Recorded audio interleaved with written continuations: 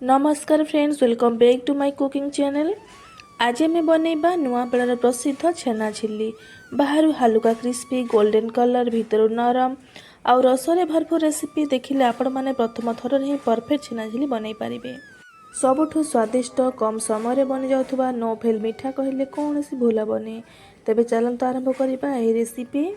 या को बने पे देखंतु म नै जाईची 1 लिटर क्षीर। या को एबे भला भाबरे गरम करनेबा। क्षीरटी भल भाव फुटिकी उतरी आसिले आम से स्टेज रे गैस फ्लेम को ऑफ करनेबा। तापर आम छेना छिंडेबा पई 2 चम्मच विनेगार और 2 चम्मच पानी को आम या ढाल दबा एवं या आम कंटिन्यूअसली एमती खड़की से चलेबा, जहाँ फल ये धीरे धीरे छेना छिंडा स्टार्ट हो। आपण मैंने जिते बड़े भी छेना छिंडुंट लेंबू कि विनेगार रे ता सहित पानी को निश्चय ऐड करंतु। डायरेक्ट विनेगार कि लेंबू ऐड करने द्वारा छेना टी टाण होता है। आपण मात्र देखिले केते सहजरे बढ़िया भाव छेना छिंडी जाइए। पानी एवं छेना अलग अलग हो जाइए। यही गरम पानी में छेना को अधिक समय रखिपानी, अधिक समय रखिदेले छेना टाण हो। से आम जेकोसी गोटे कपड़ा कि छणा नहीं से आम छेना को छाणीदबा। तापर आम ये छेना को धोई नबा, जहाँ फल ये खटा अंश चलଯିव। आम जेहेतु छेना छेना विनेगार यूज करते। तापर आम या पानी को ड्रेन होगापाई अध घंटा खंडे रखीना, जहाँ फल भल भाव पानी गुड़ाक ये छाड़ीज छेनारू। तापर आम चलतु ये छेना झिली बनाई चासनी प्रस्तुत करवा बा सीरा। ये देखो आम छेना हो 250 ग्राम खंडे, से आम ये यूज करवा 250 ग्राम चीनी। जी छेना से चीनी ये मुझे 250 ग्राम चीनी नहीं माने गोटे गिना हो। गोटे गिना चीनी पे ये मुझे 1.5 गिना पानी यूज करी। तापर आम या फुटे नबा, भल बास्ना हिसाब से 4-5 टी गुजराती को पकई नबा। सीरा को ये एक तार कि 2 तार बनावर कौन से आवश्यकता ना। हाथ को देखिए से फुटी आसला तेलिया कि महू टाइप लगे, हाथ को चिपचिपा अठालिया लगे। से स्टेज आपने गैस फ्लेम को ऑफ करने। ये देखो बढ़िया भाव हो गला आम सीरा प्रस्तुत। आपड़ चाहते सीरा कौन से क्रिस्टाल न आने, यही स्टेज आपने गोटे फाल लेंबू को चिपुड़ी देवे, जहाँ फल आपने सीरा जमती बनई सेमती ही थी, कौन सी मोटा कि बहलिया हेनी। तापर ये देखो छेनार सब पानी गुड़ाक बाहरी जाइए। आम गोटे प्लेट को नहीं जावा और भल भाव हाथ में चकटी नवा। हाथ में यहाँ एमती पापुली साइज भल भाव स्मूथ की चकटे। जब हाथ में चकटी न पार्टी मिक्सचर नहीं पोल्स मोड 1 सेकेंड कि 2 सेकेंड चल ने, जहाँ फल भल भाव स्मूथ हो छेना। किंतु मुझे देखो हाथ में चकटुची ये प्राय 15-20 मिनट छेना को एमती हाथ में चकटी थी, जहाँ फल छेना भल भाव स्मूथ हो जाइए। तापर झिलीटी फुलियापाई आम देदेबा। गोटे पिंच खाइबा सड़ा अधिका देवेनि, अधिका देले छाण समय खोलीज।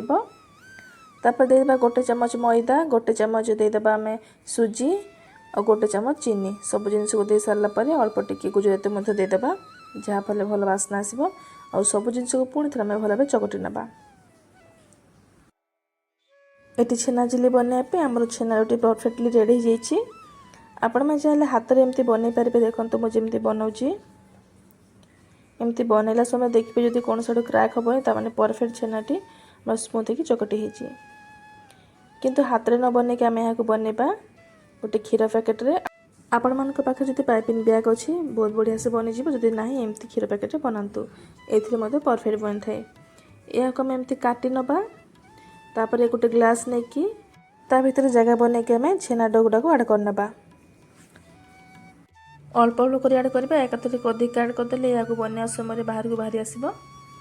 से देखो मुझे गोटे भाग ऐड कर पुणी या भल भाव फोल्ड करनबा, टाइट की धरवा हाथ में।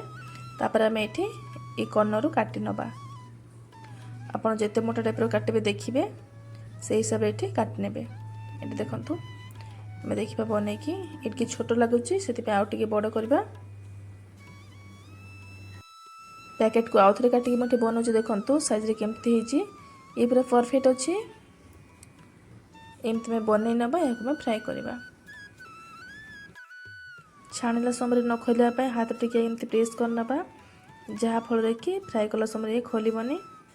तापर देखो मुझे तेल को गरम कर नहीं, तेल भल भाव गरम होगा मैं गोटे गोटे कर ऐड करनबा। गैस फ्लेम को लो मिडियम रखी आम फ्राए करवा परफेक्ट कलर आसा पर्यंत। ये देखो गोटे भी छाणी नहीं, या आम सीरा ऐड करदे। सीरा ठंडा हो जाता हल्का टे गरम करने। सेम प्रोसेस आम नेक्स्ट बेच गुड़ाक छाणा। ये मुझे लाइट कलर देखिए छाणी आप चाहिए आगे डीप करेंगे केते बढ़िया भाव देखो छाणी हो जाऊँगी आपण मैंने लो फ्लेम जो छाणिबे बढ़िया भाव फुलिब जो हाई फ्लेम करदे पूरा छेना पोड़ीज बल गुड़ाक भल भाव में छाणी हेनी ये देखो सब छाणी मोटी सीरा आड कर देछि यह आम कभर करके घंटे 2 घंटा छाड़दबा यह गोटे डीप बाउल को ट्रांसफर कर नौ जहाँफल सीरा गुड़क बुड़ीकी रही रखीदबा घंटे 2 घंटा एमती रखा जहाँफल भीतर पद सीरा गुड़ाक बसी पार ये किंतु मुझे 2 घंटा वेट न करी 45 मिनट कि गोटे घंटा भितर यहाँ खोल नहीं ये देखूँ से भी मत बढ़िया भाव शो कर सीरा गुड़ाक आपण मैंने निहाती 2 ରୁ 3 घंटा मत रखु जहाँफल भल भाव परफेक्टली फुली पार ये आपण मानक हाथ में गोटे देखा केते बढ़िया भाव पूरा स्पंजी होती भीतर पर्यंत पूरा सीरा गुड़ाक जाइए देखी जापे केते नरम बनी पूरा जुसीला होती आपण मैंने देखिले केते सहजरे कम समय मिठाटी बनिकी रेडी हो गला केते सॉफ्ट बनी तो आपण मैंने ये बाहुड़ा यात्रा निश्चय मिठा को बने खातु ठाकुर पाखे भोग लगातु और केमती लगे ये रेसिपीटा मत कमेंट माध्यम निश्चय जनातु आउ मो रेसिपीटी भल लगी ताले मो चैनल को लाइक सब्सक्राइब कर दिंतु रही सांग मैंने देखा गोटे नुआ रेसिपी सहित नुआ भिडियो जय जगन्नाथ धन्यवाद।